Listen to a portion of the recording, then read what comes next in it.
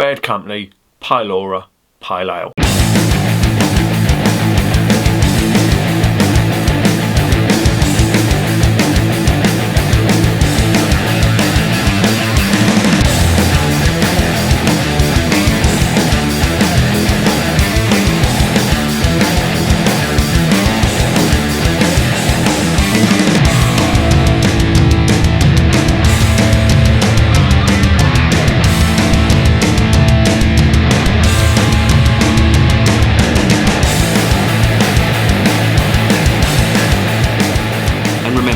Life is too short to be drinking shitty beer. Welcome to another edition of Bands, Bikes and Booze Reviews. I've got one here from the Bad Company Brewery based in Yorkshire. They're up in a place, well, just near a place called Harrogate, on the site of what I can only deduce is an old RAF base in sort of North Yorkshire. And they brew some quite decent ones. I've seen some of their stuff in Asda, and I've tried a few of them. I reviewed a couple of them on the channel and all that, and they haven't been bad, to be fair. And I picked this one up off Beers of Europe, and it was quite cheap. It is a pale ale.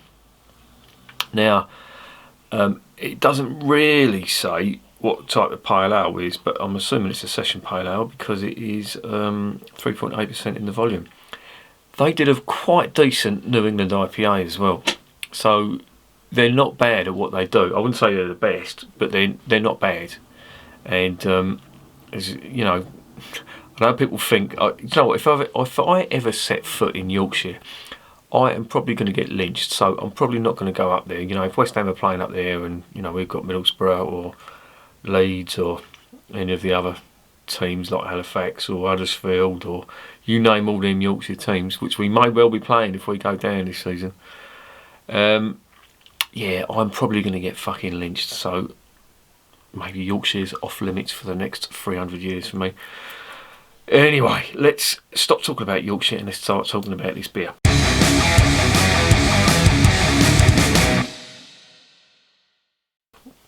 Right, it is a 330ml can. It is a 3.8% pale ale. Doesn't say what sort of pale ale. There is something on the side that says light, crisp, refreshing, pale ale with attitude.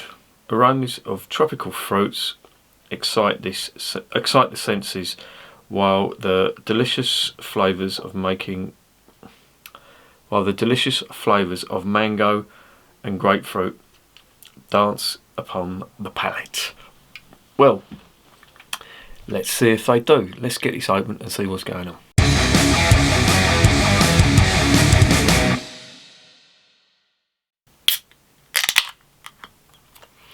I've tried pissing about with the lighting in here, that's why it looks so dark, because on some of the videos I was doing before, I've got this new desk, the Jerker desk.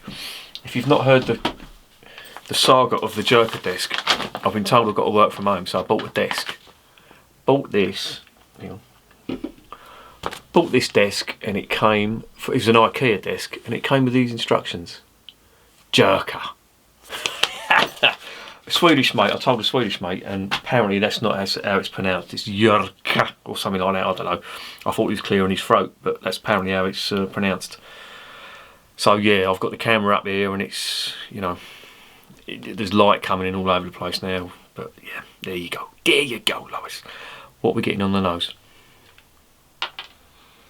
Oh, that is fruity. Fucking hell. There is grapefruit. And do you know what? I remember watching a video. I've got beer all over my nose now. I was watching a video of the what's the brewery in Vermont? The Alchemist Brewery. And they interviewed the owner. He was talking about hops, how they differ from year to year, and he was saying that this year the Citra hops were very catty. What he meant by catty was they didn't taste like cat's piss, but they smelt like cat's piss. I mean, I'm sure you've smelt cat's piss before, but it's got a very distinct aroma, and I have smelt that a couple of times in hops. Now that sounds disgusting, but that's the only way you can describe it, and catty is an adjective to describe hops, and that's what I'm getting from this. I'm definitely getting cat's piss. It sounds terrible, but it's actually a good sign. So yeah, cat's piss. Tropical fruit. There's definitely mango in there. I'm definitely getting the mango. There's some other stuff in there that it's like orange or something I'm getting. But yeah, there's some pineapple in there as well. This is smelling quite interesting. Let's get it into the glass and see what's going on. Cat's piss, indeed. Right, there it is in the glass. It's not cloudy at all. That has been filtered. There is a lot of carbonation in there. It is a sort of amber colour. It's only the best way to describe it. 2-finger foamy white head on the nose. More cat's piss.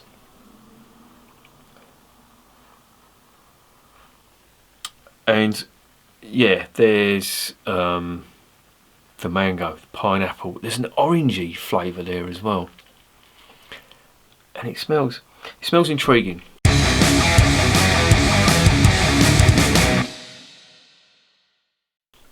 Let's get it down. It smells very American as well. So let's get it down the hatch and see what's going on.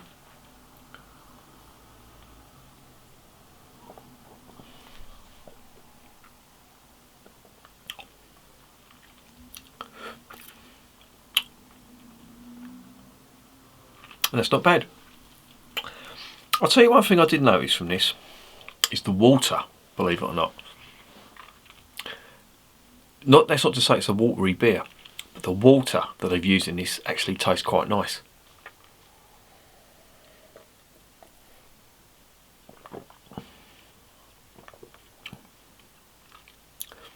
Very nice.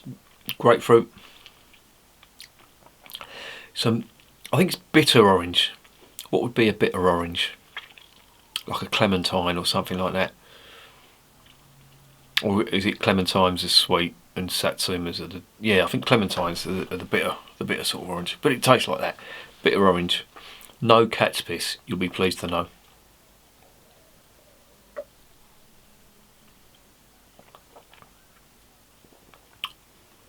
There's a little bit of pine on there as well. I'm getting that. Definitely American style hops. I didn't look up what it doesn't say it on here either, does it?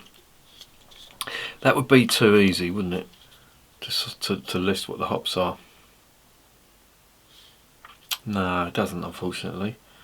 But I'm assuming there's some Citra and Mosaic in there, because I'm distinctly getting them sort of flavours, especially the pineapple and the grapefruit from the Mosaic hops. Certainly the pineapple, certainly the grapefruit from the Mosaic hops, should I say. Aroma's really nice.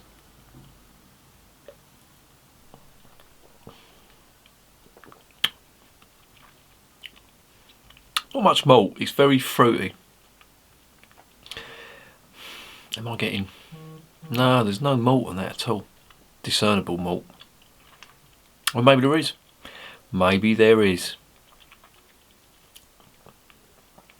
It's quite nice, I have to say. Very drinkable. Session pale ale that is, and the carbonation, if you look in there, can you see that? There is a fair amount of carbonation. That's not really transferring to the palate. I'm not getting the abrasive carbonation that you would expect from a beer that looks like that.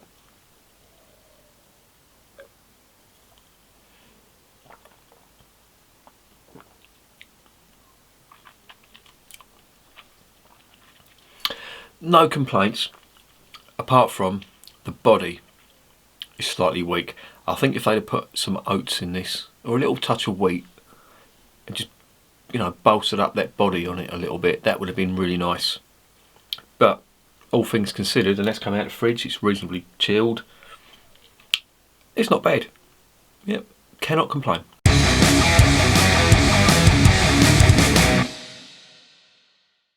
So what's the verdict? Yeah, as I say, I've had a couple of beers from the Bad Company Brewery before, and they're quite good at what they do. They're also a distillers as well. They do gin, I think it is. I'm sure I've seen gin from them before. This is not a bad effort, to be honest.